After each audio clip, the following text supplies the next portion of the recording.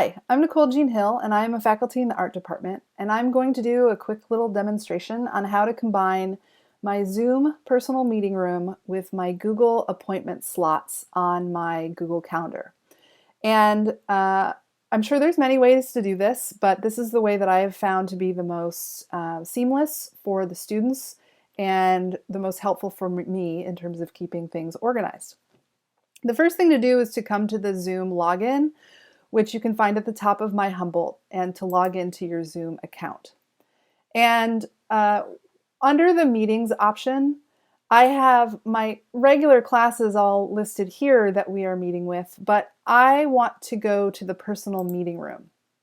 The personal meeting room is a designated static link that never changes. And I equate my use of the personal meeting room to the way that I would use my physical office on campus, where I'm usually using it only to meet with one student at a time.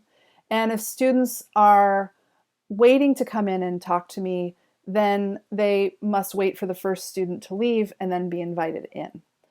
It does give you the option under this to use the Google Calendar link here, but I have not found that particularly useful for the reoccurring office hours. So I don't use this, and I will show you the way that I use it, which I think is a little bit better for the appointment slots option. For the meeting password, I don't require one, and I'll explain below how I navigate avoiding Zoom bombing in this particular scenario, but I don't want my students to have to look up a password to come in. I want to make it as seamless as possible for them. This is the static URL that will be designated for this particular space, and I'll come back to that in a minute. The things that I want to do are actually here and change a few things, or to point out a few things in the settings. And to change these settings here, I would go to the bottom right and say edit this meeting. And under edit the meeting, again, I don't require a password.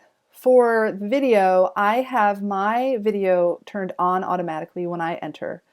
For the participants, I leave it off and give them the option to turn on their video.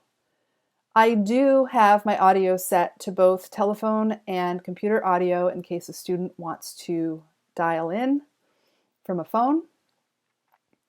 Under meeting options, this is probably where some of the most important components are. So this one enabled join before host.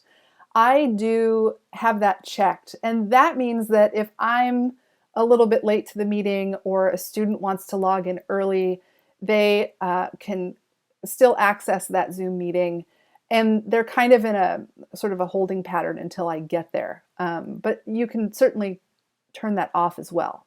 That one can kind of go either way. I do not mute the participants upon entry, largely because it's a one-on-one meeting most of the time, so it doesn't seem as necessary as when I'm teaching a large class. This is probably the most important thing, which is to enable the waiting room. And this will mean that even if the participant shows up before you do to the personal meeting room, you still have to admit them in. And this is the way that I avoid any Zoom bombing. I would see on my Google Calendar that I have an appointment with an advisee. When I open up this link, then for Zoom, I will, if they have arrived first, I will see that they're waiting to come in, and then I could admit them in. And again, this is very similar to the way that my physical office hours would work, where I might have a student waiting outside the door and I have to invite them in. This also means that if you have a bunch of meetings in a row and one goes over, you can wait and sort of end your meeting with the first student and then admit the next student that's waiting. The other thing that's nice about it is that if a meeting does go over, you can always use the chat function to tell the student in the waiting room, I'm running a little bit behind, I will let you in a couple minutes. Again, just like we would in our physical office hours space. I don't check this, only authenticated users can join, because again, I'm using the waiting room and I'm combining it with my calendar. I don't use breakout sessions since it's not applicable to my office hours, and I do not record the meetings in the cloud automatically. Once I have these settings, I would go ahead and hit save, And you can use simply the join the URL here and copy and paste it, or come to copy the invitation and copy all of that meeting invite info, which would include if they want to call in or use the Zoom link. So once I do that, I can cancel that, and all of my settings here on the personal meeting room will not change. So if I want to change any of these settings, like the wait list or any of the security settings, I would come back into Zoom and I would need to change that for my personal meeting room. What I want to do next, though, is I want to go into my Google Calendar. And in the Google Calendar, if you have not yet made appointment slots, which are very helpful, I have found even before online teaching, is you go to create and you choose the appointment slots option, which is to the right of the events and office hours, out of office and tasks. And when I do this, it gives you the default date, and it gives you a default appointment slot duration of 30 minutes. Now, I usually do my office hours in chunks of 15 minutes, and then I tell students that if they anticipate that they will need more time, they can just sign up for 2 slots right in a row. But I want to go to more options here. And under the title, it's important to give this a title so that the students on their Google Calendar and on the confirmation email will see what it is that they've actually signed up for. So I just put my name and office hours. And then under the date and time, I'm going to set this up as a recurring event that happens every week. So I'm going to start with just, let's say I want Tuesday meetings and I want them to be, let's say 9 in the morning till 11 in the morning. I set that up.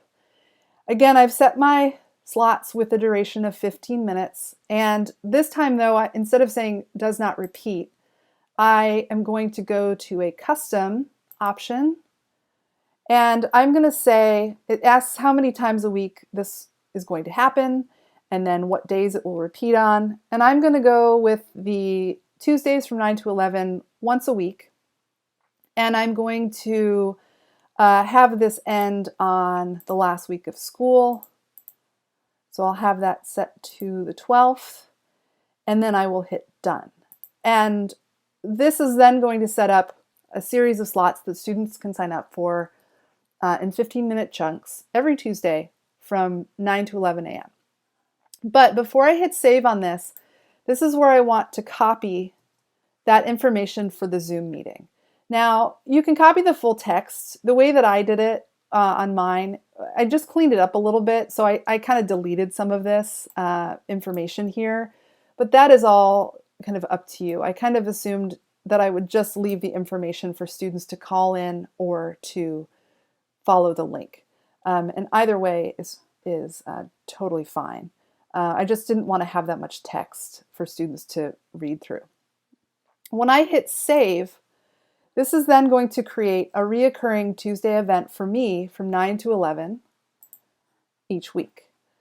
Now, if I click on this, the thing that you will want to give your students to be able to sign up for the office hours is you will want to say, go to appointment page for this calendar. And that is going to give you a link that you can share with your students here at the top. Just copy and paste it. And I send this out to my advisees. I have it on my as a link on my Canvas pages that says sign up for office hours here.